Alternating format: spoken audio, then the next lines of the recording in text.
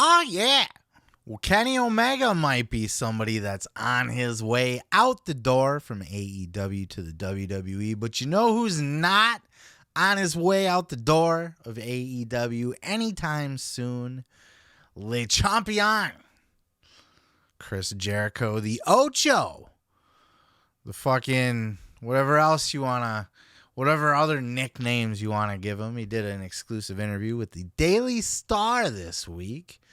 This is a news website over in the UK. Did an exclusive interview with them, claiming he has no intentions of ever leaving AEW. He's happy there. He likes it. Let's go ahead and take a look at this article. There you see AEW icon Chris Jericho, zero interest in WWE return. Jericho has firmly nailed his colors to AEW. And let's see if we can find these quotes over all these annoying ass pop-ups. Why would you bring me back to the top? Oh, you fucking cunt. I've been in WWE. I know how it works. They work that way. I don't care if Vince is there, Hunter's there, whoever's there. They have a way of doing things. And I was there for 20 years and it was pretty good at it. I like the way we do things here in AEW better. So I don't know why I wouldn't want to finish my career in AEW. I never thought that I wouldn't finish my career with the WWE, but things happened. And I want to go to Japan and do this match. And then it opened up a whole new world for me. I was like, oh my gosh, this is the fun side of wrestling again. Business is business, and there's always ups and downs, but I have zero interest in ever going back to the WWE. I just really dig AEW. I have a stake in the game. I came here right out of the gate. I was the guy. Besides Jim Ross, there was nobody that had really been on television on a national basis other than me. Take great pride in that. I started here. Why would I want to walk away? There's so much more that we can do. The sense of accomplishment is massive. I get it. On surface level. Let's not pretend that Chris Jericho's just making $10 million a year or whatever the fuck he's getting out of Tony Khan, right? Let's put aside that he's essentially an unofficial EVP. I think he has said as much on podcasts before that he was offered the EVP position by Tony Khan, but he turned it down. But he still kind of does the role anyway. You know, he takes that leadership role. He talks in the meetings. He's in charge of all of his own creative and booking. And he can make a call with a snap of his fingers. He was doing an interview with fucking forgive me, I forgot the guy's name already, but the guy's making some noise for himself over in the UK. He did an interview with him recently on his podcast. The guy he wrestled at the PWG Battle of Los Angeles, but had that guy on, and that guy's just like, yeah, man, I think it'd be great, you know, if I can hopefully maybe work my way up to getting a spot on that card when AEW comes to the UK. And Jericho's like, well, yeah, I mean, done. There you go. You're on it. What next? You know what I mean? Like, don't even got to run it by the boss. Jericho's the boss. Jericho runs shit.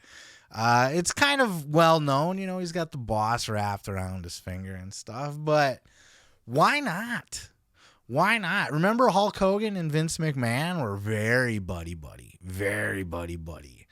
You know, and Hogan had the ear of Vince, and Hogan could get hired. Anybody who could want, you know, all of these criticisms anybody wants to throw Tony Khan's way or Chris Jericho's way has been done in wrestling a million times over.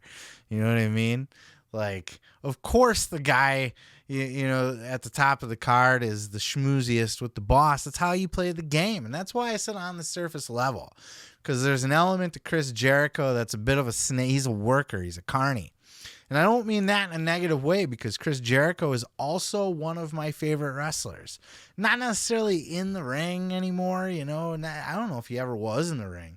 As a character, as a personality, I just respect the hustle, the podcast, the cruise, the band, the wrestling, the fucking creativity. He just, you know, he's my dude. I like the guy. But That's not to say that you can't clearly see that there's some snake in the grass tendencies with him. You know, he's not above manipulating people. He's not above wrapping Tony Khan around his finger and using the millionaire, the billionaire, you know what I mean? The billionaire's son. Like, he knows what he's doing. He knows that he can sit there, earn a giant, big, fat paycheck, not do a whole lot in the ring, but still be able to call himself a wrestler. And that's not to discourage his in-ring ability. At his age, he's fantastic in the ring. He really is, especially since he's got himself back in shape. I think, you know, he's moving around. He's got his wind and stuff back, so he's fine in the ring for his age. But even more so, just having Chris Jericho as a face of your company, as a brand, put him on, even though he's a bit obnoxious on commentary, he needs to tone it down a notch.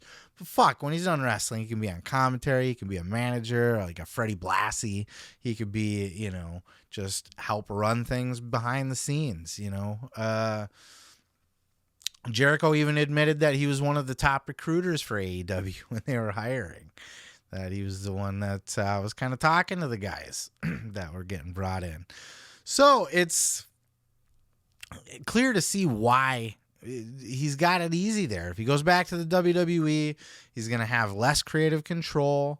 He might even be he's going to make less money. They're not going to pay him, even with their big bucks. They're not going to pay him what Tony's paying him, because Tony's paying him damn near mark money, which I would, by the way. That's not even a criticism. You need a couple guys on your roster that are not only legitimate legends, Hall of Fame level household names, but you need to make them happy, and you need to make them cornerstones of your company. There's nothing wrong with throwing a fucking bucket load of fucking truckload of money, backing it up to Chris Jericho's house and just saying, just be a fucking partner with me on this. Not an actual partner, but you know what I mean, in spirit. And Chris he's team AEW all the way. I don't have a problem with that. I would probably do the same thing with Chris Jericho. It's not to say he's the biggest star in the business. It's not to say he's the best wrestler in the business or the biggest draw. It's to say you need those kind of cornerstone foundations that aren't going to go anywhere. And if you're looking at it, you know, Cody already left. Kenny Omega's talking about leaving. Young Bucks possibly leaving. MJF talking about leaving. Obviously, they're going to have eyes on a Britt Baker, a Jade Cargill, a Will Hobbs, a Wardlow. The list goes on and on and on and on. Jungle Boy, Darby, probably even to a certain extent. You know what I mean? Like, WWE's gonna be making plays for those guys. So Tony's got to throw around some big money and give some guys some creative leeway, and I don't have a problem with that. That's just fine, and that's not anything that Vince didn't do before himself when he was trying to get his company off the ground.